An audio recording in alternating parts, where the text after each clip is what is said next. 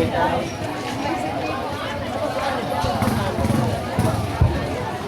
candidate number 2, here is your question.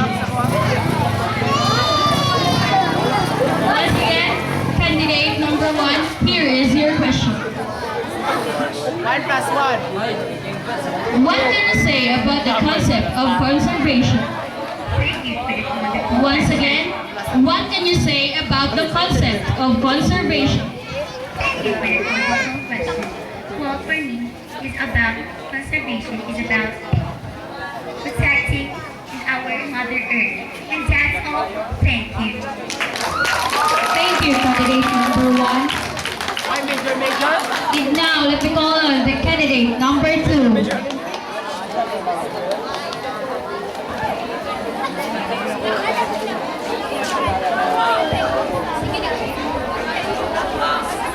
Candidate number 2.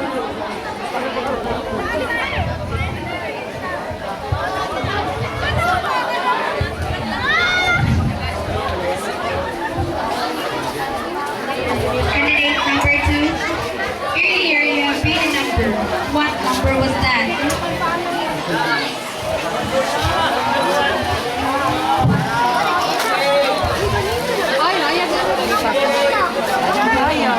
In your own little way, how can you solve the problem on deforestation?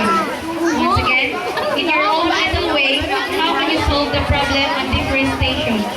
Thank you for the question, Miss Mary Joy.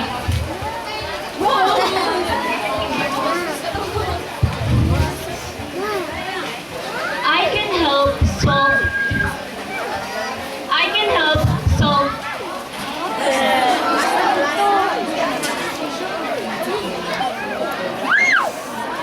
I can help solve deforestation by planting trees. For trees has been very important in our daily living. So we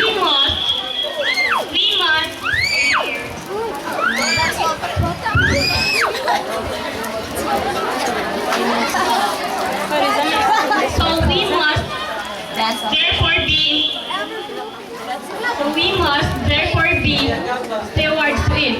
As the saying goes, big things come from a small beginning. Thank you. Thank you, candidate number 2.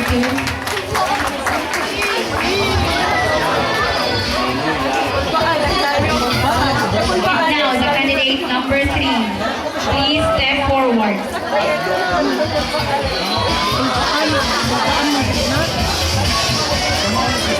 Candidate number 3. Earlier, you have had a number. What number was that? Okay, candidate number 3. Give 3 words that describe the Mother Nature. Once again, give 3 words that describe the Mother Nature. Thank you for that wonderful question. For me, as a student, we need to respect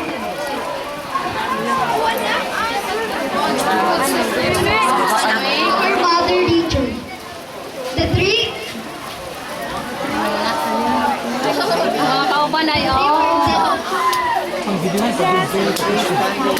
words that I can describe, first of all, clean, green, and fresh.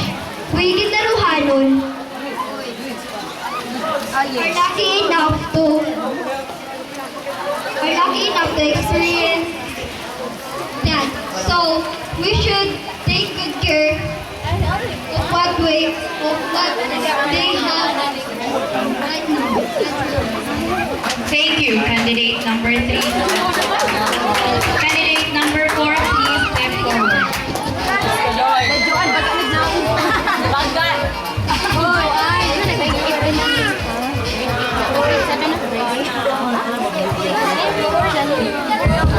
Candidate number 4, earlier you have had a number. What number was that?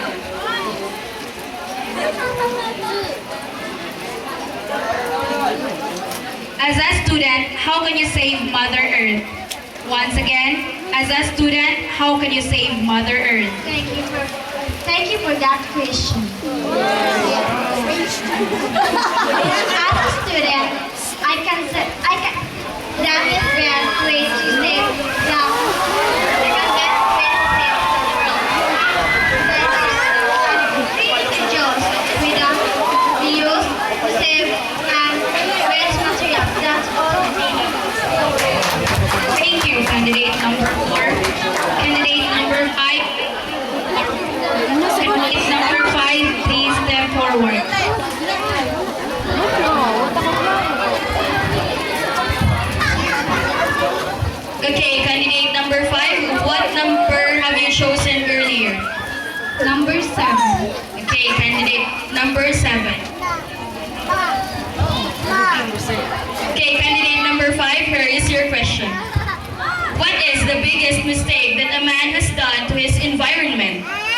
Once again, what is the biggest mistake that a man has done to his environment? Thank you for the question. The biggest mistake that the man has done to the environment is the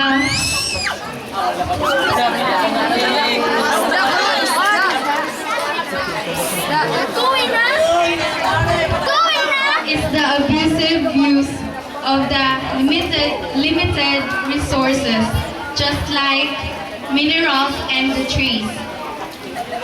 The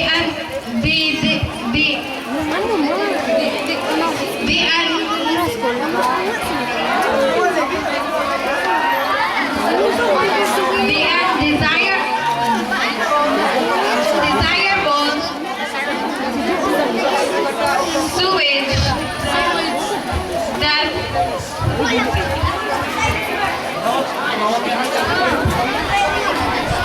that causes the destruction of these limited resources is such a great error of human action that we all thank you. Thank you, candidate number 5.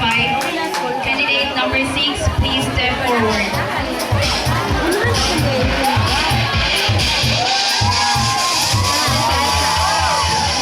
What number have you chosen?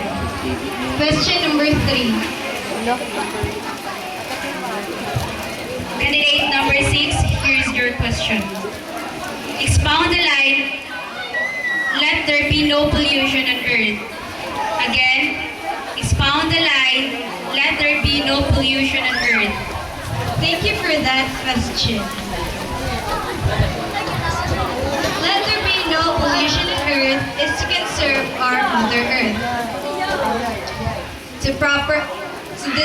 To dispose properly our waste and to practice the 3 R's, which is to reduce, recycle, and reuse. That will be all. Thank you. Thank you, candidate number 6 in the person of Shireen Rose Taraya. Now, candidate number 7, please step forward.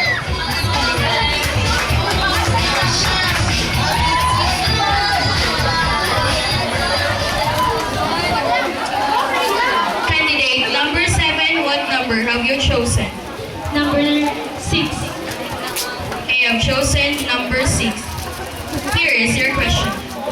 What is the biggest problem that the environment is facing today, and what can you do to resolve it? Once again, what is the biggest problem that the environment is facing today? What can you do to resolve it? Well, thank you for that question. Well, my answer would be like this. The biggest problem of our environment that we are facing today is the degradation of our natural environment such as the soil, water, natural habitats, and others. Due to unsustainable consumption patterns and poor policies, we may not have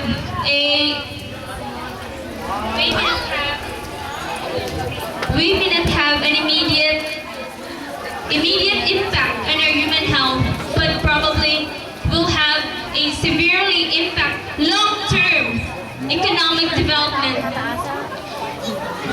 From the point of view from the biodiversity, habitat destruction in both terrestrial and marine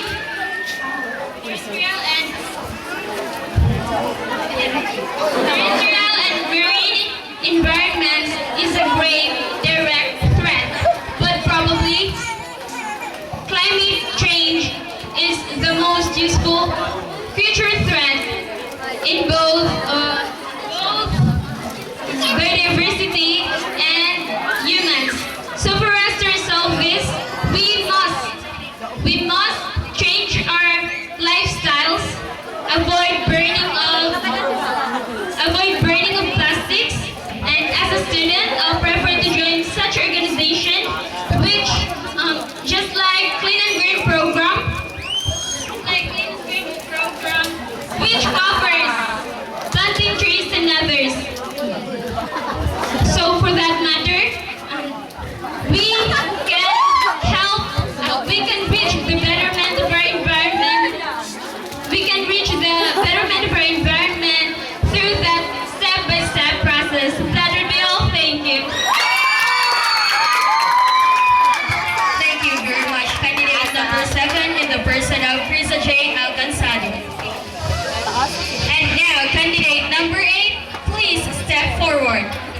Candidate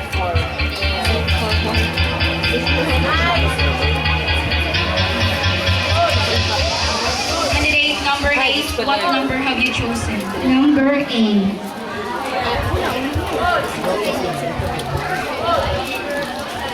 Name 2 things that could help rehabilitate the threatening problem on our environment. Again, name 2 things that could help rehabilitate the threatening problem on our environment. 2 things that could help the rehabilitation.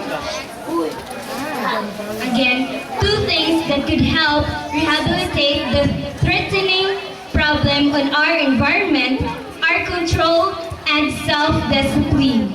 Control, because we need to control ourselves on doing harmful things against our environment. Self-discipline, because if we have this, we can do right things that will help rehabilitate our environment. Because we mitigate climate change now if we all do what is right